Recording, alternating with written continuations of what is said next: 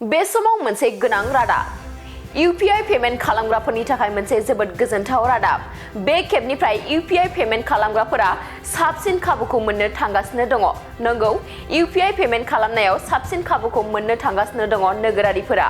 आथिखालाव बयबो सुबुङानो UPI पेमेन्ट बाहायो सरासनस्रा सुबुंफोरा रां बिलाइ बाहायनायनि सोलायै अनलाइन पेमेन्ट बाहायनायखौनो आथिखालाव बांसिन जों नुनो मोननाय जायो नंगौ जेब्लानिफ्राय अनलाइन पेमेन्ट खालामनो हानायनि खाबुआ जौगादोंमोन बै समनिफ्रायनो बांसिन सुबुंफोरा UPI पेमेन्टखौ बाहायदों आरो दायो UPI पेमेन्ट खालामनायाव माखासे खाबुफोरखौ मोननो हाबावगोन नोगोरारिफोरा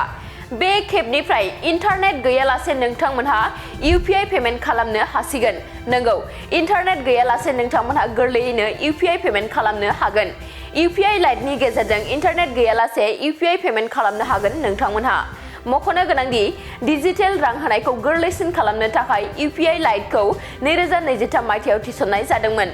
UPI लाइटआव इन्टारनेट गैयालासेबो रां होनो हायो नंगौ नोंथांमोनहा इन्टारनेट गैयै जायगायाव थानानैबो अनलाइन पे खालामनायनि खाबुखौ मोननो हायो UPI लाइटनि गेजेरजों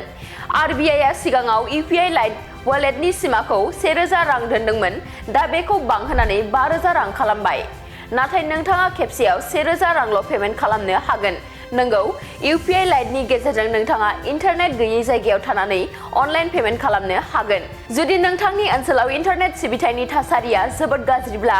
UPI लाइटखौ बाहायनो हागोन